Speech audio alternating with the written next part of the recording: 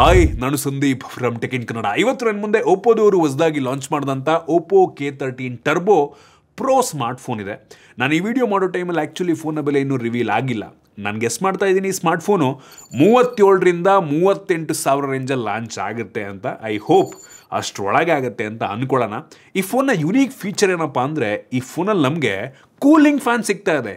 Normally ಲ್ಯಾಪ್ಟಾಪ್ಗಳಲ್ಲಿ ಮತ್ತು expensive ಫೋನ್ಗಳಲ್ಲಿ cooling fan ಇರುತ್ತೆ, but ಈ ಪ್ರೈಸ್ ರೇಂಜಲ್ಲಿ ಫಸ್ಟ್ ಟೈಮ್ ಓಪ್ಪೋದವರು ಒಂದು ಕೂಲಿಂಗ್ ಫ್ಯಾನ್ನ ಫೋನ್ ಒಳಗೆ ಕೊಡ್ತಾ ಇದ್ದಾರೆ.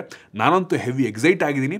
ನಾನಿವತ್ತು ಈ ಫೋನ್ ಅನ್ಬಾಕ್ಸ್ ಮಾಡ್ತೀನಿ, ಯೂಸ್ ಮಾಡಿ ನನ್ನ ಎಕ್ಸ್ಪೀರಿಯನ್ಸ್ ನಿಮ್ಮ ಹತ್ರ ಶೇರ್ ಮಾಡ್ತೀನಿ. ಏನು ಚೆನ್ನಾಗಿದೆ, ಏನು ಚೆನ್ನಾಗಿಲ್ಲ, ಈ ಪ್ರೈಸ್ ರೇಂಜಿಗೆ ಈ ಸ್ಮಾರ್ಟ್ಫೋನ್ನ ಪರ್ಚೇಸ್ ಮಾಡ್ಬೋದಾ, ಕಂಪ್ಲೀಟ್ ಮಾಹಿತಿನ ತಿಳಿಸ್ಕೊಡ್ತೀನಿ. ಅದಕ್ಕಿಂತ ಮುಂಚೆ ನೀವೇನು ನಮ್ಮ tech in Kannada YouTube channel subscribe ಮಾಡ್ಕೊಂಡಿಲ್ಲ ಅಂದರೆ ಈಗಲೇ ಸಬ್ಸ್ಕ್ರೈಬ್ ಮಾಡ್ಕೊಳ್ಳಿ ಮತ್ತು ಬೆಲ್ ಐಕಾನ್ ಕೂಡ ಕ್ಲಿಕ್ ಮಾಡ್ಬೋದು. ಓಕೆ, ಫಸ್ಟ್ ಈ ಸ್ಮಾರ್ಟ್ಫೋನ್ನ ಅನ್ಬಾಕ್ಸ್ ಮಾಡೋಣ. ಗಮನಿಸ್ತಾ ಇದ್ದೀರಾ, ಈ ಫೋನ್ನ ಬಾಕ್ಸ್ ನಮಗೆ ಈ ರೀತಿ ನೋಡೋಕ್ಕೆ ಸಿಗುತ್ತೆ. ಯುನೀಕ್ ಆಗಿರುವಂಥ box Oppo K13 turbo pro 5G. So ಈ ಬಾಕ್ಸನ್ನು ಓಪನ್ ಮಾಡಿದ ತಕ್ಷಣ ಇದರೊಳಗಡೆ ಇನ್ನೊಂದು ಸಣ್ಣ ಬಾಕ್ಸ್ ಇದೆ. ಇದರೊಳಗಡೆ ಒಂದು user manual, quick start guide ಮತ್ತು ವಾರಂಟಿ ಕಾರ್ಡು, ನಂತರ ಒಂದು ರಬ್ಬರಿ ಫಿನಿಷನ್ನು ಹೊಂದಿರುವಂಥ ಬ್ಯಾಕ್ ಕವರ್. ಕ್ವಾಲಿಟಿ ಚೆನ್ನಾಗಿದೆ. ಇದ್ರ ಮೇಲೂ ಕೂಡ ಕೆಲವೊಂದು ಟೆಕ್ಸ್ಚರು, ಕೆಲವೊಂದು ವರ್ಡಿಂಗ್ಸ್ ಎಲ್ಲ ಇದೆ. ನಂತರ ಫ್ಯಾನನ್ನು ಕ್ಲೀನ್ ಮಾಡೋದಕ್ಕೆ ಒಂದು ಬ್ರಷನ್ನು ಸಹ ಕೊಟ್ಟಿದ್ದಾರೆ. ಇದ್ರ ಕೆಳಗಡೆ ನಮಗೆ ಡೈರೆಕ್ಟಾಗಿ ಒಂದು ಸ್ಮಾರ್ಟ್ಫೋನ್ ನೋಡೋಕ್ಕೆ ಸಿಗ್ತಾ ಇದೆ. ಇದನ್ನು ಪಕ್ಕಕ್ಕಿಟ್ಟರೆ ಇದರ ಕೆಳಗಡೆ 80 ವ್ಯಾಟ್ನ ಒಂದು ಫಾಸ್ಟ್ ಚಾರ್ಜಿಂಗ್ ಅಡಾಪ್ಟ್ರು, ಸೂಪರ್ ವಿಷಯ. ನಂತರ USB Type-C charging cable, Type-A ಇಂದ Type-C, ಕೊನೆಯದಾಗಿ ಒಂದು ಸಿಮ್ ಎಜೆಕ್ಷನ್ ಪಿನ್ ಸಿಗ್ತಾ ಇದೆ. ಇದನ್ನು ಬಿಟ್ಟರೆ ಬೇರೇನು ಸಹ ನಮಗೆ ಒಂದು ಬಾಕ್ಸ್ ಒಳಗೆ ಸಿಗ್ತಾ ಇಲ್ಲ. ಇನ್ನು ಡೈರೆಕ್ಟಾಗಿ ಸ್ಮಾರ್ಟ್ಫೋನಿಗೆ ಬಂತು ಅಂದರೆ, ಈ ಫೋನ್ ನೋಡಿದ ತಕ್ಷಣ ಒಂದು ಗೇಮಿಂಗ್ ಫೋನ್ ಅಂತ ಅನಿಸುತ್ತೆ. ಆಯಿತಾ, ಸಖತ್ ಪ್ರೀಮಿಯಮ್ ಆಗಿದೆ. ಯುನೀಕ್ ಲುಕ್ಕನ್ನು ಹೊಂದಿರುವಂಥ ಸ್ಮಾರ್ಟ್ಫೋನು. ಸ್ವಲ್ಪ ಹೆವಿ ಇದೆ, 208 ಗ್ರಾಮ್ ವೆಯ್ಟು ಮತ್ತು 8.31 mm ಥಿಕ್ನೆಸ್ಸನ್ನು ಹೊಂದಿರುವಂಥ ಸ್ಮಾರ್ಟ್ಫೋನು. ಈ ಫೋನ್ನ ಫ್ರಂಟಲ್ಲಿ ನಮಗೆ ಗ್ಲಾಸನ್ನು ಕೊಟ್ಟಿದ್ದಾರೆ, ಜಿಂಗ್ಡೂನ್ ಗ್ಲಾಸ್ ಅಂತ, ಯಾವುದೋ ಹೊಸ ಬ್ರ್ಯಾಂಡಿಂದು. ಯೂನಿಫಾರ್ಮ್ ಬೆಸಲ್ಸು, ಒಂದು ಸಣ್ಣ ಪಂಚೋಲ್ ಕ್ಯಾಮ್ರಾ, ಸ್ಕ್ರೀನ್ ಗಾರ್ಡ್ ಅವರೇ ಹಾಕಿದ್ದಾರೆ. ಸೊ ಫ್ರಂಟಿಂದ ತುಂಬ ಚೆನ್ನಾಗಿ ಕಾಣುತ್ತೆ. ಹಿಂದಕ್ಕೆ ಬಂತು ಅಂದರೆ ನೋಡೋಕ್ಕೆ ಮಾತ್ರ ಸಖತ್ತಾಗಿದೆ, ಗೇಮಿಂಗ್ ಫೋನ್ ರೀತಿ ಅನಿಸುತ್ತೆ. ಬಟ್ ಪ್ಲಾಸ್ಟಿಕ್ ಬ್ಯಾಗು, ಗ್ಲಾಸ್ ಬ್ಯಾಕನ್ನು ಕೊಟ್ಟಿದ್ರೆ ಸೂಪರ್ ಇರ್ತಿತ್ತು. ಇದ್ರ ಹಿಂದೆ ಬ್ಯಾಕ್ ಕವರ್ಲಿ ಏನು ವರ್ಡಿಂಗ್ಸ್ ಇತ್ತು ಅದೇ ವರ್ಡಿಂಗ್ಸ್ ಇದೆ. Active cooling master the wind ಅಂತ ಸಖತ್ತಾಗಿ ಕಾಣುತ್ತೆ ಹಿಂದೆಯಿಂದ. ನಮಗೆ ಈ ಫೋನ್ನ ಹಿಂದೆ ಡ್ಯುಯಲ್ ಕ್ಯಾಮ್ರಾ ಸೆಟಪ್ ಇದೆ ಮತ್ತು ಸಿಂಗಲ್ LED ಫ್ಲ್ಯಾಶು ಸರ್ಕ್ಯುಲರ್ ಇದೆ. ಜೊತೆಗೆ ಫ್ಯಾನ್ ಇನ್ಲೆಟ್ ನಮ್ಗೆ ಹಿಂದೆನೇ ಸಿಗ್ತಾ ಇದೆ. ಗಾಳಿ ಬಂದಿದ್ದು ಹಿಂದ್ಗಡೆಯಿಂದ ಹೋಗಿ ಸೈಡಲ್ಲಿ ಔಟ್ಲೆಟ್ ಕೊಟ್ಟಿದ್ದಾರೆ. ಆಯಿತಾ, ಸೊ ಹಿಂದ್ಗಡೆಯಿಂದ ಹೋಗಿ ಗಾಳಿ ಈ ಕಡೆ ಬರುತ್ತೆ. ಫ್ಯಾನ್ ಆನ್ ಆಯಿತು ಅಂದರೆ ಲಿಟ್ರಲಿ ಗಾಳಿ ಆಡೋದು ಗೊತ್ತಾಗುತ್ತೆ. ಒಂದು ರೀತಿ ಸೆಕೆ ಆಯಿತು ಅಂದರೆ ಗಾಳಿನೂ ಕೂಡ ಬೀಸ್ಕೊಬೋದು. ಆಯಿತಾ, ಮತ್ತು ಈ ಫ್ಯಾನ್ ಸುತ್ತ ನಮಗೆ RGB LED ಲೈಟ್ ಕೂಡ ಸಿಗ್ತಾ ಇದೆ. ಸೊ ಸಕಲ ಕಾಣುತ್ತೆ, ಫಂಕಿಯಾಗಿ ಕಾಣುತ್ತೆ. ಸೊ ಈ ಒಂದು ಫ್ಯಾನಿಗೆ ಓಪ್ಪೋದವರು ಸ್ಟೋರ್ಮ್ ಎಂಜಿನ್ ಅಂತ ಕರೀತಾರೆ ಮತ್ತು ಅದರ ಸುತ್ತ ಇರುವಂಥ LEDಗೆ ಟರ್ಬೋ ಬ್ರೀತಿಂಗ್ ಲೈಟ್ ಅಂತ ಕರೀತಾರೆ. ಆಯಿತಾ, ಸೊ ತುಂಬ ಸಕಲ ಕಾಣುತ್ತೆ ಮತ್ತು ನಿಮ್ಮ ಫೋನ್ನ ಕೂಡ ಒಂದು ಲೆವೆಲ್ಗೆ ಕೂಲಾಗಿ ಇಟ್ಟಿರುತ್ತೆ. ಇದಕ್ಕೆ ಆಮೇಲೆ ಬರ್ತೀನಿ. ಜೊತೆಗೆ ಫೋನಲ್ಲಿ IPX6, IPX8 ಮತ್ತು IPX9 ವಾಟರ್ ರೆಸಿಸ್ಟೆಂಟ್ ರೇಟಿಂಗ್ ಸಿಗ್ತಾ ಇದೆ. ಯಾವುದೇ ಡಸ್ಟ್ ರೆಸಿಸ್ಟೆನ್ಸ್ ಸಿಗ್ತಾ ಇಲ್ಲ. ಧೂಳಾಯಿತು ಅಂದರೆ, ಡಸ್ಟ್ ಆಯಿತು ಅಂದರೆ ಫ್ಯಾನ್ ಒಳಗೆ ಹೋಗಿ ಹಾಳಾಗೋ ಸಾಧ್ಯತೆ ಇರುತ್ತೆ. ಅದರಿಂದ ಡಸ್ಟ್ ರೆಸಿಸ್ಟೆನ್ಸನ್ನು ಕೊಟ್ಟಿಲ್ಲ, ಬರೀ ವಾಟರ್ ರೆಸಿಸ್ಟೆನ್ಸನ್ನು ಕೊಟ್ಟಿದ್ದಾರೆ. ಯೂಸ್ ಮಾಡಬೇಕಾದ್ರೆ ತುಂಬ ಕೇರ್ಫುಲ್ ಆಗಿರಬೇಕು. ನಮಗೆ ಫೋನಲ್ಲಿ ಪ್ಲಾಸ್ಟಿಕ್ ಫ್ರೇಮ್ ಸಿಗ್ತಾ ಇದೆ, USB Type-C ಪೋರ್ಟ್ ಇದೆ, ಯಾವುದೇ ಹೆಡ್ಫೋನ್ ಜಾಕ್ ಇಲ್ಲ ಮತ್ತು ಡೆಡಿಕೇಟೆಡ್ SD ಕಾರ್ಡ್ ಸ್ಲಾಟ್ ಕೂಡ ಇಲ್ಲ. 2 ಸಿಮ್ಮನ್ನು ಯೂಸ್ ಮಾಡ್ಬೋದು ಮತ್ತು IR ಬ್ಲಾಸ್ಟರ್ನ ಸಹ ಕೊಟ್ಟಿದ್ದಾರೆ. ಜೊತೆಗೆ ಫೋನ್ ಸದ್ಯಕ್ಕೆ 3 ಡಿಫ್ರೆಂಟ್ ಕಲರ್ ವೇರಿಯಂಟಲ್ಲಿ ಲಾಂಚ್ ಆಗ್ತಾ ಇದೆ. ನಿಮ್ಗೆ ಇಷ್ಟ ಬಂದಿದ್ದು ಪರ್ಚೇಸ್ ಮಾಡ್ಬೋದು. ಮತ್ತು ಈ ಫ್ಯಾನ್ ಹಿಂದೆ 8 ಡಿಫ್ರೆಂಟ್ LED ಕಲರ್ಸ್ ನಿಮಗೆ ಸಿಗುತ್ತೆ. ಆಯಿತಾ, ಅದನ್ನು ಕಸ್ಟಮೈಸ್ ಕೂಡ ಮಾಡ್ಕೊಬೋದು. ಓವರಾಲ್ ಲುಕ್ ಅಂತೂ ಇಷ್ಟ ಆಯಿತು. ನಮಗೆ ಗ್ಲಾಸ್ ಬ್ಯಾಕ್ ಒಂದು ಕೊಟ್ಬಿಟ್ಟಿದ್ರೆ ಬೆಂಕಿ ಇರ್ತಾ ಇತ್ತು. ಇನ್ನು ಡಿಸ್ಪ್ಲೇಗೆ ಬಂತು ಅಂದರೆ 6.8 ಇಂಚಿನ 1.5K full HD plus resolution ಹೊಂದಿರುವಂಥ LTPS ಅಮೋಲೆಡ್ ಡಿಸ್ಪ್ಲೇ ಇದೆ. ಡಿಸ್ಪ್ಲೇ ಸಖತ್ತಾಗಿದೆ. 120 Hz ಇಂದು ರಿಫ್ರೆಶ್ ರೇಟು, ಹೆವಿ ಬ್ರೈಟ್ ಆಗಿದೆ. 1600 ನಿಟ್ಸ್ನ peak brightness. Touch sampling rate ಕೂಡ ತುಂಬ ಜಾಸ್ತಿ ಇದೆ. 10 ಬಿಟ್ ಡಿಸ್ಪ್ಲೇ, 1 ಬಿಲಿಯನ್ ಕಲರ್ಸನ್ನು ಸಪೋರ್ಟ್ ಮಾಡುತ್ತೆ. ಸ್ಪ್ಲಾಶ್ ಟಚ್ ಸಹ ಇದೆ. ಕೈ ಒದ್ದಾಗಿದ್ರು ಸಹ ಈ ಫೋನ್ ಡಿಸ್ಪ್ಲೇ ಯೂಸ್ ಮಾಡ್ಬೋದು ಮತ್ತು ಗ್ಲವ್ ಮೋಡ್ ಸಹ ಇದೆ. ಗ್ಲವ್ ಹಾಕೊಂಡು ಸಹ ಈ ಫೋನ್ನ ಯೂಸ್ ಮಾಡ್ಬೋದು. ಡಿಸ್ಪ್ಲೇ ಒಟ್ಟಿನಲ್ಲಿ ಇಷ್ಟ ಆಯಿತು. ಇನ್ನು ಸ್ಟೋರೇಜ್ ವೇರಿಯಂಟಿಗೆ ಬಂತು ಅಂದರೆ ಸದ್ಯಕ್ಕೆ ಈ ಸ್ಮಾರ್ಟ್ಫೋನು 2 ವೇರಿಯಂಟಲ್ಲಿ ಲಾಂಚ್ ಆಗ್ತದೆ. 8GB RAM, 256GB storage, 12GB RAM, 256GB storage. ಇದರಲ್ಲಿ ಎಕ್ಸ್ಟೆಂಡೆಡ್ ರ್ಯಾಮ್ ಆಪ್ಷನ್ ಸಹ ಇದೆ. ನಂಗೆ ಅನ್ನಿಸ್ತಂಗೆ ಅದರ ಅವಶ್ಯಕತೆ ಏನಿಲ್ಲ. ಇದರಲ್ಲಿ LPDDR5X ರ್ಯಾಮ್ ಇದೆ ಮತ್ತು UFS 4.0 ಸ್ಟೋರೇಜ್. ಯಾವುದೇ ಕಾಂಪ್ರಮೈಸ್ ಇಲ್ಲ ಈ ಪ್ರೈಸ್ ರೇಂಜಿಗೆ.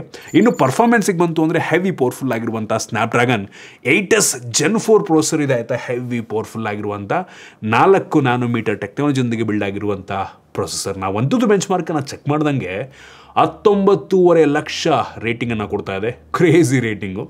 ನಾವು ಈ ಬೆಂಚ್ ಮಾರ್ಕ್ ಮಾಡೋ ಟೈಮಲ್ಲಿ ಬ್ಯಾಟ್ರಿ ಡ್ರೈನ್ ಮತ್ತು ಟೆಂಪ್ರೇಚರ್ ವೇರಿಯೇಷನ್ ಎರಡನ್ನೂ ಕೂಡ ಚೆಕ್ ಮಾಡಿದ್ವು. ಆಯಿತಾ, ಬ್ಯಾಟ್ರಿ ಡ್ರೈನ್ ಒಂದು 5-6% ಆಯಿತು, ಸೂಪರ್. ಮತ್ತು ಟೆಂಪ್ರೇಚರ್ ವೇರಿಯೇಷನ್ ತುಂಬ ಇಂಪಾರ್ಟೆಂಟು. ನನಗೆ ಅಂಥ ಮೇಜರ್ ಡಿಫ್ರೆನ್ಸ್ ಅಂತ ಅನ್ನಿಸ್ತಿಲ್ಲ ಸರ್ಪ್ರೈಸಿಂಗ್ಲಿ. ನಾನು ಅಂದ್ಕೊಂಡೆ ಈ ಬೆಂಚ್ ಮಾರ್ಕನ್ನು ಫ್ಯಾನ್ ಆನ್ ಮಾಡೋಂದ್ಸಲ ಮಾಡೋಣ, ಫ್ಯಾನ್ ಆಫ್ ಮಾಡೋಂದ್ಸಲ ಮಾಡೋಣ, ಡಿಫ್ರೆನ್ಸ್ ಗೊತ್ತಾಗುತ್ತೆ ಅಂತ. ಬಟ್ ಇವರು ಆನ್ ಆಫ್ ಮಾಡೋಕ್ಕೆ ಆಪ್ಷನನ್ನು ಕೊಟ್ಟಿದ್ದಾರೆ. ಬಟ್ ಪರ್ಫಾರ್ಮೆನ್ಸ್ ಓರಿಯೆಂಟೆಡ್ ಅಪ್ಲಿಕೇಶನ್ನ ಗೇಮನ್ನು ಓಪನ್ ಮಾಡಿದ ತಕ್ಷಣ ಆ ಫ್ಯಾನ್ ಆಫ್ ಆಗಿದ್ರು ಸಹ ಆಟೋಮೆಟಿಕ್ಕಾಗಿ ಆನ್ ಆಗಿಬಿಡ್ತಿದೆ ಆಯಿತಾ. ಸೊ ಚೆಕ್ ಮಾಡೋದಕ್ಕೆ ಬೆಂಚ್ ಮಾರ್ಕ್ ಮಾಡೋದಕ್ಕೆ ಆಪ್ಷನ್ನೇ ಇಲ್ದಂಗೆ ಆಗಿಬಿಟ್ಟಿದೆ. ಫ್ಯೂಚರ್ನಲ್ಲಿ ಏನಾದರೂ ಆ ರೀತಿ ಆನ್ ಆಫ್ ಮಾಡೋದಕ್ಕೆ ಆಪ್ಷನ್ ಕೊಡ್ತಾರೆ ಏನಂತ ಗೊತ್ತಿಲ್ಲ. ಕಸ್ಟಮೈಸೇಷನ್ ಆಪ್ಷನ್ ಇದೆ ಆಯಿತಾ. ನೀವು ಬೇಕು ಅಂದರೆ ಆ ಫ್ಯಾನ್ನ ಫುಲ್ ಸ್ಪೀಡಲ್ಲಿ ರನ್ ಆಗೋ ರೀತಿ ಬೇಕಾದ್ರೂ ಮಾಡ್ಬೋದು. ಮತ್ತು ಸ್ಮಾರ್ಟ್ ಶಿಫ್ಟಿಂಗ್ ಅಂತ ಅದು ಆಟೋಮೆಟಿಕ್ಕಾಗಿ ಸ್ಪೀಡನ್ನು ಸೆಟ್ ಮಾಡುತ್ತೆ. ನಂಗೆ ಇನ್ನೊಂದು ಇಂಟ್ರೆಸ್ಟಿಂಗ್ ಅನಿಸಿದ್ದು ಫ್ಯಾನ್ ಆನ್ ಮಾಡಿದ ತಕ್ಷಣ ಒಂದು ಸೌಂಡನ್ನು ಪ್ರೊಡ್ಯೂಸ್ ಮಾಡುತ್ತೆ ಆಯಿತಾ. ನೋಡಿ, ನಾನು ಫ್ಯಾನ್ ಆನ್ ಮಾಡ್ತೀನಿ ಈಗ. ಸಾಕಾಗಿದೆ. ಇದನ್ನು ಡಿಫ್ರೆಂಟ್ ಸೌಂಡ್ಗೂ ಸಹ ಇದನ್ನು ಸೆಟ್ ಮಾಡ್ಕೊಬೋದು. ಫ್ಯಾನ್ ಎಷ್ಟು ಫಾಸ್ಟ್ ಆಗಿದೆ ಅಂತ ಅಂದರೆ ಆ್ಯಕ್ಚುಲಿ ಒಂದು ಪೇಪರ್ನ ಸಹ ಆರಾಮಾಗಿ ಮೂವ್ ಮಾಡ್ಬೋದು. ಸೌಂಡ್ ಜೋರಾಗಿ ಕೇಳುತ್ತೆ. ಮೈಗೆ ಕೇಳಿಸ್ತೀನಿ ನೋಡಿ, ಕ್ರೇಜಿ ಗುರು. ಒಂದು ಫೋನಲ್ಲಿ ಫ್ಯಾನ್ ಬರೋ ರೀತಿ ಆಯ್ತಲ್ಲ, ಸೂಪರ್ ವಿಷಯ. ಮತ್ತು ಈ ಒಂದು RGB ಲೈಟ್ ಆಗಲಿ ಹೇಳ್ತಾ ಇದ್ದೆ ನಿಮಗೆ. ಸೊ ಈ ಲೈಟ್ ಎಫೆಕ್ಟನ್ನು ಬೇಕಾದ್ರೆ ನೀವು ಚೇಂಜ್ ಮಾಡ್ಬೋದು. So total 8 different colour, mix colours ಎಲ್ಲ ಇದೆ. ನಿಮ್ಗೆ ಇಷ್ಟ ಬಂದಿದ್ದ ಪರ್ಚೇಸ್ ಮಾಡೋ. ಸೌಂಡ್ ಕೂಡ ಡಿಫ್ರೆಂಟ್ ಆಗಿದೆ. ಸೊ ಇದೊಂದು ಸೌಂಡು. ಸೊ ಈ ರೀತಿ auto launch for games, auto launch for outdoor mode, auto start up on ultra fast charging ಅಂತ ಕೊಟ್ಟಿದ್ದಾರೆ. ಬಟ್ ಅದು ಏನಕ್ಕೆ ಅಂತ ಗೊತ್ತಿಲ್ಲ. ನೀವು ಗೇಮನ್ನು ಓಪನ್ ಮಾಡಿ, ಅದೆಲ್ಲ ಆಫ್ ಆಗಿದ್ರು ಗೇಮ್ ಓಪನ್ ಮಾಡಿ, ಬೇರೆ ಅಪ್ಲಿಕೇಶನ್ ಓಪನ್ ಮಾಡಿ, ಪಟ್ ಅಂತ ಆನ್ ಆಗಿಬಿಡುತ್ತೆ. ಏನಕ್ಕೆ ಈ ರೀತಿ ಆಗ್ತದೆ ಅಂತ ಗೊತ್ತಿಲ್ಲ. ಒಟ್ಟಿಗೆ ಅದು ಫ್ಯೂಚರ್ನಲ್ಲಿ ಫಿಕ್ಸ್ ಆಗಬಹುದೇನು ಆಯಿತಾ.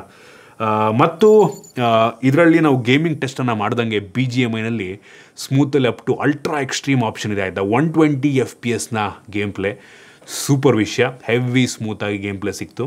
ಮ್ಯಾಕ್ಸಿಮಮ್ ಅಂತ ಅಂದರೆ ಅಲ್ಟ್ರಾ HDRನಲ್ಲಿ ಅಪ್ ಟು ಅಲ್ಟ್ರಾ ಗ್ರಾಫಿಕ್ ತನಕ ಹೋಗುತ್ತೆ. ಇದು ಕೂಡ ಹೆವಿ ಸ್ಮೂತಾಗಿತ್ತು. ಮತ್ತು ಈ ಫ್ಯಾನಿಗೆ ಅವರು ಥರ್ಮಲ್ ಪೇಸ್ಟನ್ನು ಗ್ರಾಫೈಟ್ ಜೆಲ್ ಯೂಸ್ ಮಾಡಿದ್ದಾರೆ ಆಯಿತಾ. ಸೊ ಈ ಡೆಸಿಪೇಷನ್ ತುಂಬ ಚೆನ್ನಾಗಾಗುತ್ತೆ. ಮತ್ತು ವೇಪರ್ ಚೇಂಬರ್ ಕೂಡ ತುಂಬ ದೊಡ್ಡದಾಗಿದೆ. 7000 mm² ಎಂದು ಅಲ್ಟ್ರಾ ಲಾರ್ಜ್ ವೇಪರ್ ಚೇಂಬರ್ ನಮಗೆ ಇದರಲ್ಲಿ ಸಿಗ್ತಾ ಇದೆ. ಮತ್ತು ಗೇಮ್ ಮೋಡ್ ಕೂಡ ಚೆನ್ನಾಗಿದೆ ಆಯಿತಾ. ಸೊ ನೀವು ಇದರಲ್ಲೇ ಎಷ್ಟು FPS ರನ್ ಆಗ್ತಿದೆ, ಟೆಂಪ್ರೇಚರ್ ಎಷ್ಟಿದೆ, ಫ್ಯಾನ್ ಸ್ಪೀಡು, ನೋಟಿಫಿಕೇಷನ್ ಎಲ್ಲದನ್ನು ಕೂಡ ಇಲ್ಲೇ ನೀವು ಅಡ್ಜಸ್ಟ್ ಮಾಡ್ಕೊಬೋದು. ಸ್ಕ್ರೀನ್ ಕ್ಯಾಪ್ಚರ್ ಇಲ್ಲೇ ನೀವು ಬೇಕಾದರೆ ಗೇಮನ್ನು ಸ್ಟ್ರೀಮ್ ಕೂಡ ಮಾಡ್ಬೋದು. ಈ ರೀತಿ ಅನೇಕ ಆಪ್ಷನ್ಗಳು ಸಹ ನಮಗಿದರಲ್ಲಿ ಸಿಗ್ತಾ ಇದೆ. AI ಗೇಮ್ ಅಸಿಸ್ಟೆಂಟ್ ಕೂಡ ನಮಗಿದರಲ್ಲಿ ಕೊಟ್ಟಿದ್ದಾರೆ. ಸೊ ಒಂದು ಲೆವೆಲ್ಗೆ ಗೇಮರ್ಸ್ಗಳಿಗೆ ಅವಶ್ಯಕತೆ ಇರುವಂತೆಲ್ಲ ಫೀಚರ್ ನಮಗೆ ಇದರಲ್ಲಿ ಸಿಗ್ತದೆ. ಓವರಾಲ್ ಪರ್ಫಾರ್ಮೆನ್ಸ್ ಈ ಬೆಲೆಗೆ ಸೂಪರ್ ಅಂತೀನಿ. ಇನ್ನು ಕ್ಯಾಮ್ರಾಗೆ ಬಂತು ಅಂದರೆ ಈ ಫೋನ್ನ ರೇರಲ್ಲಿ 2 ಕ್ಯಾಮ್ರಾ ಇದೆ. 50 MP main sensor, f1.8 aperture with optical image stabilisation. ಇದು ತೆಗೆಯುವಂಥ ಫೋಟೋ ಚೆನ್ನಾಗಿದೆ ಒಂದು ಲೆವೆಲ್ಗೆ ಆಯಿತಾ. ಔಟ್ಡೋರ್ ಶಾರ್ಟ್ಸ್ ಎಲ್ಲ ವಿವಿಡ್ ಆಗಿ ಚೆನ್ನಾಗಿ ಬರುತ್ತೆ. ಲೋ ಲೈಟ್ ಪರ್ಫಾರ್ಮೆನ್ಸ್ ಕೂಡ, ಲಾಂಗ್ ಎಕ್ಸ್ಪೋಜರ್ ಶಾರ್ಟ್ಸು ಚೆನ್ನಾಗಿ ಬರುತ್ತೆ. ನಂಗನ್ನಿಸ್ದಂಗೆ ಒಪ್ಪೋದವರು ಈ ಫೋನ್ಗೆ ಕ್ಯಾಮ್ರಾ ಅಷ್ಟಾಗಿ ಕಾನ್ಸಂಟ್ರೇಟ್ ಮಾಡ್ತಾ ಇದ್ದಾರೆ ಅಂತ ಅನ್ನಿಸ್ತಾ ಇಲ್ಲ ಆಯಿತಾ. ಇನ್ನೊಂದು 2 MP ಡೆಪ್ ಕ್ಯಾಮ್ರಾ ಅಷ್ಟೇ ಇರೋದು. ಅದು ಬಿಟ್ಟರೆ ವೈಡ್ ಆ್ಯಂಗಲ್ ಆಗಲಿ, ಮ್ಯಾಕ್ರೋ ಆಗಲಿ ಯಾವುದೇ ಎಕ್ಸ್ಟ್ರಾ ಸೆನ್ಸರ್ಗಳು ನಮಗೆ ಸಿಗ್ತಾ ಇಲ್ಲ. ತುಂಬ ಸಿಂಪಲ್ಲಾಗಿ ಸಿಂಗಲ್ ಕ್ಯಾಮ್ರಾ ಕೊಟ್ಟಿದ್ದಾರೆ ವಿತ್ ಡೆಪ್ ಸೆನ್ಸರು. ಆ ಸ್ಯಾಂಪಲ್ ನಾನು ನಿಮಗೆ ತೋರಿಸ್ತಾ ಇದ್ದೀನಿ. ಒಂದು ಲೆವೆಲ್ಗೆ ಚೆನ್ನಾಗಿದೆ. ಇನ್ನು ಸೆಲ್ಫಿ ಕ್ಯಾಮ್ರಾಗೆ ಬಂತು ಅಂದರೆ 16 MP, ತುಂಬ ವೈಡ್ ಆಗಿದೆ. ಕ್ಲಾರಿಟಿ ಆ್ಯಕ್ಚುಲಿ ಫ್ರಂಟ್ ಕ್ಯಾಮ್ರಾ ತುಂಬ ಇಷ್ಟ ಆಯ್ತು ನನಗೆ. ಆ ಸ್ಯಾಂಪಲ್ನು ಕೂಡ ತೋರಿಸ್ತಾ ಇದ್ದೀನಿ. ಮತ್ತು ಈ ಫೋನ್ನ rear camera 4K 60 FPS video record ಮಾಡಿದ್ರೆ, front camera full HD 30 FPS video record ಮಾಡುತ್ತೆ. ಶಾರ್ಟ್ಗಳು ತುಂಬ ಸ್ಟೇಬಲ್ ಆಗಿದೆ. ಕ್ಲಾರಿಟಿ ಕೂಡ ಒಂದು ಲೆವೆಲ್ಗೆ ಚೆನ್ನಾಗಿದೆ. ಇನ್ನು ಈ ಕ್ಯಾಮ್ರಾ ಅಪ್ಲಿಕೇಶನಲ್ಲಿ ನಮಗೆ night mode, pro mode, dual view mode ಮತ್ತು ಬ್ರಿನೋ ಸ್ಕ್ಯಾನರ್ ಕೂಡ ಸಿಗ್ತಾ ಇದೆ. ಡಾಕ್ಯುಮೆಂಟನ್ನು ಸ್ಕ್ಯಾನ್ ಕೂಡ ಮಾಡ್ಕೊಬೋದು. ಮತ್ತು ಲಾಂಗ್ ಎಕ್ಸ್ಪೋಜರ್ಗೂ ಸಹ ಸಪ್ರೇಟ್ ಆಪ್ಷನ್ನ ಕೊಟ್ಟಿದ್ದಾರೆ. ಇನ್ನು AI ಫೀಚರಿಗೆ ಬಂತು ಅಂದರೆ ಕ್ಯಾಮ್ರಾ ಒಳಗೆ ಕೆಲವೊಂದು AI ಇಂಟಿಗ್ರೇಷನ್ ಆಗಿದೆ. ಮತ್ತು ಮೆಜಾರಿಟಿ ಗ್ಯಾಲರಿ ಒಳಗೆ ನಮಗೆ ತುಂಬ AI ಫೀಚರ್ಗಳು ಸಿಗ್ತಾ ಇದೆ. ಕ್ಲಾರಿಟಿಯನ್ನು ಎನ್ಹಾನ್ಸ್ ಮಾಡುವಂಥದ್ದು, AI ಎರೇಸ್ ಮಾಡುವಂಥ ಫೀಚರು, ಅನ್ಬ್ಲರ್ ಫೀಚರು, ರಿಫ್ಲೆಕ್ಷನ್ ರಿಮೂವ್ ಮಾಡುವಂಥ ಫೀಚರು, ಬೆಸ್ಟ್ ಫೇಸ್ ಎಲ್ಲ ಇದೆ. ಸೊ ಅವಶ್ಯಕತೆ ಇರುವಂತೆಲ್ಲ ಗ್ಯಾಲರಿ AI ಫೀಚರ್ನ ಕೊಟ್ಟಿದ್ದಾರೆ. ಇನ್ನು ಸೆಕ್ಯೂರಿಟಿಗೆ ಬಂತು ಅಂದರೆ ಈ ಫೋನಲ್ಲಿ optical in display fingerprint sensor ಇದೆ ಮತ್ತು ಫೇಸ್ ಅನ್ಲಾಕ್ ಸಹ ಕೊಟ್ಟಿದ್ದಾರೆ. ಮತ್ತು ವೈಡ್ ವೈನ್ L1 ಸೆಕ್ಯೂರಿಟಿ ಕೂಡ ಸಿಗ್ತಾ ಇದೆ. ಬ್ಯಾಟ್ರಿಗೆ ಬಂತು ಅಂದರೆ 7000 mAh ಕೆಪಾಸಿಟಿ ಬ್ಯಾಟ್ರಿ ಮತ್ತು ಬಾಕ್ಸ್ ಒಳಗೆ 80 ವ್ಯಾಟಿಂದು ಸೂಪರ್ ವೂಕ್ ಫಾಸ್ಟ್ ಚಾರ್ಜರ್ನ ಕೊಟ್ಟಿದ್ದಾರೆ. ಬೈಪಾಸ್ ಚಾರ್ಜಿಂಗನ್ನು ಕೂಡ ಇದು ಸಪೋರ್ಟ್ ಮಾಡುತ್ತೆ. ಮತ್ತು ಇನ್ನೊಂದು ಇಂಟ್ರೆಸ್ಟಿಂಗ್ ಅನಿಸಿದ್ದು, ಈ ಫೋನಲ್ಲಿ ಫ್ಯಾನ್ ಇರೋದ್ರಿಂದ ಸುಮಾರು 600 mAh ಕೆಪಾಸಿಟಿಯ ಬ್ಯಾಟ್ರಿಯನ್ನು ಅವ್ರು ಜಾಸ್ತಿ ಮಾಡ್ಬೋದಂತೆ ಆಯಿತಾ, ಮಾಡಿದಾರಂತೆ ಆಯಿತಾ. ಸೊ ನಾರ್ಮಲಿ ಈ ಸೈಜಿನ ಫೋನಲ್ಲಿ 6300 ಇರುತ್ತಂತೆ. ಬಟ್ ಫ್ಯಾನ್ ಇರೋದ್ರಿಂದ ಫೋನ್ ಜಾಸ್ತಿ ಹೀಟ್ ಆಗಲ್ಲ. ಅದರಿಂದ ಬ್ಯಾಟ್ರಿನ ಸ್ವಲ್ಪ ಜಾಸ್ತಿ ಕೊಟ್ಟಿದ್ದೀವಿ ಅಂತ ಒಪ್ಪೋದವ್ರು ಹೇಳ್ತಾ ಇದ್ರು. ಇನ್ನು OSಗೆ ಬಂತು ಅಂದರೆ ಈ ಫೋನಲ್ಲಿ Android 15 ಬೇಸ್ಡ್ ಕಲರ್ OS 15 ಸಿಗ್ತಾ ಇದೆ. ಮತ್ತು ಒಪ್ಪೋದವ್ರು ಕನ್ಫರ್ಮ್ ಮಾಡಿರೋ ಪ್ರಕಾರ ಈ ಫೋನಿಗೆ 2 ವರ್ಷಗಳ OS ಅಪ್ಡೇಟು ಮತ್ತು 3 ವರ್ಷಗಳ ಸೆಕ್ಯೂರಿಟಿ ಪ್ಯಾಚನ್ನು ಕೊಡ್ತಾರಂತೆ. ಈ ಪ್ರೈಸ್ ರೇಂಜಿಗೆ ಸ್ವಲ್ಪ ಕಡಿಮೆ ಆಯಿತು ಅಂತ ಅನ್ನಿಸ್ತು. ಸದ್ಯಕ್ಕೆ ಸದ್ಯಕ್ಕೆ ಈ ಫೋನ್ ತುಂಬ ಸ್ಮೂತಾಗಿ ಕೆಲಸವನ್ನು ಮಾಡ್ತಾ ಇದೆ. ಕಸ್ಟಮೈಸೇಷನ್ ತುಂಬ ಚೆನ್ನಾಗಿ ಕೊಟ್ಟಿದ್ದಾರೆ, ಆಪ್ಟಿಮೈಸ್ ಚೆನ್ನಾಗಿ ಮಾಡಿದ್ದಾರೆ. ಕೆಲವೊಂದು ಬೇಡದಿರೋಂಥ ಅಪ್ಲಿಕೇಶನ್ ಇದೆ ಆಯಿತಾ, ಅದೆಲ್ಲ ಇಲ್ಲ ಅಂದಿದ್ರೆ ತುಂಬ ಚೆನ್ನಾಗಿರ್ತಾ ಇತ್ತು. ಇನ್ನು AI ಫೀಚರಿಗೆ ಬಂತು ಅಂದರೆ ನನಗೆ ತುಂಬ ಇಂಟ್ರೆಸ್ಟಿಂಗ್ ಅನಿಸಿದ್ದು ಈ ನೋಟ್ ಅಪ್ಲಿಕೇಶನ್ ಒಳಗಿರುವಂಥ AI ಅಸಿಸ್ಟೆಂಟು. ನೀವೇನೋ ನೋಟ್ ಬರಿತಾ ಇರ್ತೀರಾ, ಏನೋ ಒಂದು ಸಣ್ಣ ಟೆಕ್ಸ್ಟನ್ನು ಬರೆದಿರ್ತೀರಾ, ಸೊ ಆ ಫಾರ್ಮೇಟನ್ನು ಕಂಪ್ಲೀಟಾಗಿ ಚೇಂಜ್ ಮಾಡ್ಬೋದು ಆಯಿತಾ. ನೀವು ಬೇಕು ಅಂದರೆ ಪಾಲಿಷ್ ಮಾಡ್ಬೋದು ಆ ಟೆಕ್ಸ್ಟನ್ನು, ಆ ನೋಟನ್ನು. ಮತ್ತು ಅರ್ಧ ಬರೆದಿರ್ತೀರಾ, ನೀವೇ ಕಂಟಿನ್ಯೂ ಮಾಡ್ಬೋದು AI ಮುಖಾಂತರ. ಅದೇ ಕಂಟಿನ್ಯೂ ಮಾಡುತ್ತೆ, ಅದೇ ಕಂಟಿನ್ಯೂ ಬರ್ಕೊಂಡು ಹೋಗುತ್ತೆ ಆಯಿತಾ. ಅದಾದ ನಂತರ ನೀವು ಬೇಕು ಅಂದರೆ ಸಣ್ಣ ಟೆಕ್ಸ್ಟನ್ನು ಎಲಾಬರೇಟ್ ಮಾಡ್ಬೋದು, ಸಣ್ಣದಿರೋದನ್ನು ದೊಡ್ಡದು ಮಾಡ್ಬೋದು, ಅಥವಾ ದೊಡ್ಡದಿರೋದನ್ನು ಶಾರ್ಟನ್ನು ಕೂಡ ಮಾಡ್ಬೋದು ಆಯಿತಾ. ಸೊ ನೀವು ಬೇಕು ಅಂದರೆ ಆ ಟೆಕ್ಸ್ಟನ್ನು ಫಾರ್ಮಲ್ ಆಗಿ ಬರೆಯೋ ರೀತಿ, ಅಂದರೆ ಪ್ರೊಫೆಷ್ನಲ್ ಆಗಿ ಬರೆಯೋ ರೀತಿ ಬೇಕಾದ್ರೆ ಮಾಡ್ಬೋದು, ಅಥವಾ ಕ್ಯಾಶುವಲ್ ಆಗಿ ಬರೆಯೋ ರೀತಿ ಕೂಡ ಮಾಡ್ಬೋದು. ಇದೆಲ್ಲ ನನಗೆ ತುಂಬ ಇಂಟ್ರೆಸ್ಟಿಂಗ್ ಅನ್ನಿಸ್ತು. ಮತ್ತು ನಮ್ಗೆ ಇದರಲ್ಲಿ ಸರ್ಕಲ್ ಟು ಸರ್ಚ್ ಆಪ್ಷನ್ ಸಹ ಇದೆ, ಮತ್ತು ಗ್ಲೋಬಲ್ ಸರ್ಚನ್ನು ಸಹ ಇದರಲ್ಲಿ ಕೊಟ್ಟಿದ್ದಾರೆ. ಮತ್ತು ನೀವು Q&A, ನೀವು ನಿಮ್ಗೆ ಏನೋ ಸ್ಕ್ರೀನ್ ಮೇಲೆ ಏನಾರ ಕ್ವಶನ್ ಇದ್ರೆ ಅದನ್ನು ನೀವು ಕೇಳಿ ಅದು ಉತ್ತರವನ್ನು ಕೂಡ ಪಡ್ಕೊಬೋದು. ಇಟರ್ನಿಟಿ ಪ್ಲ್ಯಾನಿಂಗ್ ಸಹ ಇದೆ. ನಿಮ್ಮ ರುಟೀನ್, ನಿಮ್ಮ ಡೈಲಿ ಏನಾರು ಪ್ಲ್ಯಾನ್ ಇದ್ದರೆ ಅದನ್ನು ನೀವು ಇದರಲ್ಲಿ AI ಮುಖಾಂತರ ಚೆಕ್ ಮಾಡ್ಕೊಂಡು ಹೋಗ್ಬೋದು ಆಯಿತಾ. ಮತ್ತು AI ವಾಯ್ಸ್ ಅಸಿಸ್ಟೆಂಟ್ ಸಹ ಸಿಗ್ತಾ ಇದೆ. ವಾಯ್ಸನ್ನು ರೆಕಾರ್ಡ್ ಮಾಡಿಕೊಂಡು ಬೇರೆ ಭಾಷೆಯಿಂದ ಇನ್ನೊಂದು ಭಾಷೆಗೆ ಟ್ರಾನ್ಸ್ಲೇಟ್ ಮಾಡ್ಬೋದು, ಸಮ್ಮರೈಸ್ ಮಾಡ್ಬೋದು. ಸೊ ಈ ಎಲ್ಲ ಫೀಚರ್ ಕೊಟ್ಟಿದ್ದಾರೆ. ಮತ್ತು AI ಕಾಲ್ ಟ್ರಾನ್ಸ್ಲೇಟ್ ಆಪ್ಷನ್ ಸಹ ಇದೆ. ಔಟ್ಡೋರ್ ಮೋಡ್ ಅಂತ ಒಂದಿದೆ ಆಯಿತಾ. ಸೊ ಇದು ನಂಗೆ ಅನ್ನಿಸ್ದಂಗೆ ಸ್ವಿಗ್ಗಿ, ಝೊಮ್ಯಾಟೊ ಡೆಲಿವರಿ ಹುಡುಗರಿಗೆ ತುಂಬ ಹೆಲ್ಪ್ ಆಗುತ್ತೆ. ಏನಕ್ಕೆ ಅಂದರೆ ಅದನ್ನು ಆನ್ ಮಾಡಿಕೊಂಡ್ರೆ ನಿಮಗೆ ಬ್ರೈಟ್ನೆಸ್ ಎಲ್ಲ ಜಾಸ್ತಿ ಆಗೋದು, ಅಂದರೆ ಔಟ್ಡೋರ್ಗೆ ಏನು ಅವಶ್ಯಕತೆ ಇದೆ ಅದೆಲ್ಲ ಆನ್ ಮಾಡ್ಕೊಳ್ಳುತ್ತೆ. ಗ್ಲೋವ್ ಮೋಡು, ಮತ್ತು ಫೋನು ಸ್ವಲ್ಪ ಜಾಸ್ತಿ ಹೀಟ್ ಆಗ್ದಂಗೆ ಫ್ಯಾನೆಲ್ಲ ಆನ್ ಆಗೋ ರೀತಿ ಇದೆಲ್ಲ ಆಟೋಮೆಟಿಕ್ ಆನ್ ಮಾಡ್ಕೊಂಡ್ಬಿಡುತ್ತೆ. ಈ ಎಲ್ಲ ಫೀಚರ್ ಇದೆ.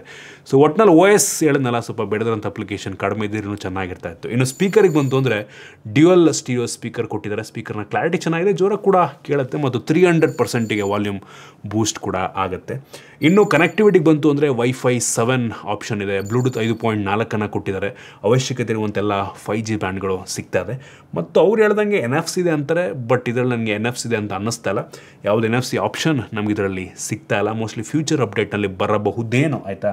ಸದ್ಯಕ್ಕೆ ನಮಗೆ ಟಾಸ್ಕ್ ಬಾರಲ್ಲಿ, ಸೆಟ್ಟಿಂಗಲ್ಲಿ, ಕೆಲವೊಂದು ಅಪ್ಲಿಕೇಶನಲ್ಲೂ ಕೂಡ ಟ್ರೈ ಮಾಡಿ ನೋಡಿದೆ, NFC ಆಪ್ಷನ್ ಸದ್ಯಕ್ಕಿಲ್ಲ. ಬಟ್ ಗ್ಲೋಬಲ್ ವೇರಿಯಂಟಲ್ಲಿ ಆ್ಯಕ್ಚುಲಿ NFC ಇದೆ ಆಯಿತಾ. ಇದರಲ್ಲಿ ಗೊತ್ತಿಲ್ಲ. ಇನ್ ಕೇಸ್ ಇದರೊಳಗೆ ಹಾರ್ಡ್ವೇರ್ ಇದ್ದು ಸಾಫ್ಟ್ವೇರ್ ಅಪ್ಡೇಟ್ನ ಮುಖಾಂತರ ಅದನ್ನು ಪುಷ್ ಮಾಡಿದ್ರೆ ಬರುತ್ತೆ. ಹಾರ್ಡ್ವೇರೇ ಇಲ್ಲ ಅಂತ ಅಂದರೆ ಏನು ಮಾಡೋದಕ್ಕಾಗಲ್ಲ ಆಯಿತಾ. ಮತ್ತು ಅವಶ್ಯಕತೆ ಇರುವಂಥ ಎಲ್ಲ ಸೆನ್ಸರ್ಸನ್ನು ಈ ಒಂದು ಫೋನಲ್ಲಿ ಕೊಟ್ಟಿದ್ದಾರೆ.